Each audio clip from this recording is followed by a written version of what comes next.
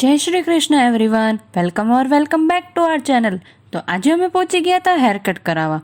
આ છે મારું ન્યૂ હેર લુક અને આરુષી હેર કટ કરાવવા બેસી ગઈ છે કેમ કે આજે અમારા ભાભીના કંકુ પગલા છે. આ છે અમારો ભાઈ શિવમ અને એમની સાથે અમારા બ્યુટીફુલ ધ્રુવી ભાભી. જુઓ બંનેના ફોટોસ કેવા મસ્ત આવ્યા છે કેમ કે મેં જ પાડ્યા છે.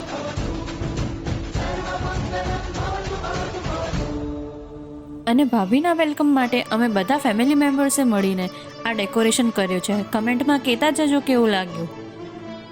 ડેકોરેશનમાં થોડું મોડું થતું હતું એટલે હું વ્લોગ નથી બનાવી શકી. ચાલો પહેલાં તમે એન્ટ્રીનો વિડીયો જોઈ લો.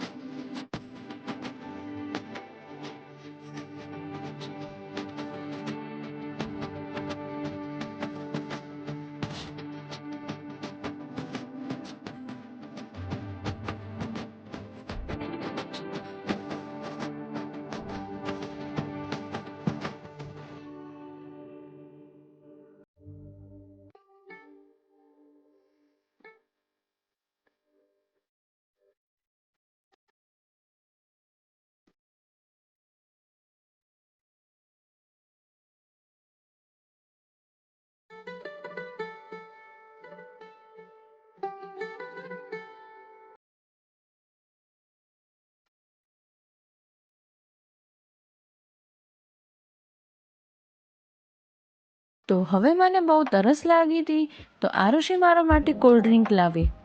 આ છે અમારા બ્યુટીફુલ ભાવના મામી. તો હવે અમને બધાને કથા માટે નીકળવાનું હતું. તો કોણ કેવી રીતે જશે એ ડિસ્કશન ચાલી રહ્યું છે. બાય ધ વે, આ છે આરુષીનો આઉટફિટ ઓફ ધ ડે અને આ છે મારો આઉટફિટ ઓફ ધ ડે. થોડા ફોટોઝ પડાવ્યા પછી અમે લોકો પણ કથામાં પહોંચી ગયા. રામકૃષ્ણ મિશનના ગુરુજી રામકથા કરવા માટે આવ્યા હતા.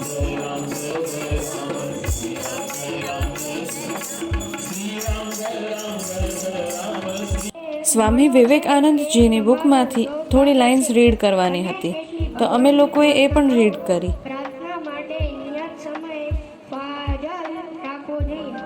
અસંખ્ય પ્રવૃત્તિઓને ભૌતિક પદાર્થો તો તમારા ગુલામો છે. ભૌતિક પદાર્થોના તમે ગુલામ નથી, શાશ્વત સુખના વારસદારો. કેવું મધુર અને આશાજનક સંબોધન. ભાઈઓ, મને તમને સહુને એ મધુર નામથી સંબોધવા દો. તમે સહુ બરફ ગળીને પાણી થઈ જાય ત્યારે નિરાકાર. માણસ જો નિષ્કામ ભાવે કોઈને દાન કરે તો એ પોતાના ઉપકાર માટે, પરોપકાર માટે નહીં. એથી સર્વભૂતોમાં જે હરિ છે તેની સેવા કરે. કથા પૂરી થયા પછી અમે આરતી કરી. તો આ છે અમારું સિસ્ટર્સ ગેંગ. અમે ઘણા દિવસો પછી મળ્યા હતા તો ખૂબ વાતો કરી અને મસ્તી પણ કરી. ખરેખર ઘણા દિવસે કઝિન્સ ભેગા થઈએ તો કેવી મજા આવે. આ જુઓ કેવી શરમાય છે કેમેરામાં. અને આને તો તમે ઓળખો જ છો. આ છે પારુલ. આ હજી શરમાય છે.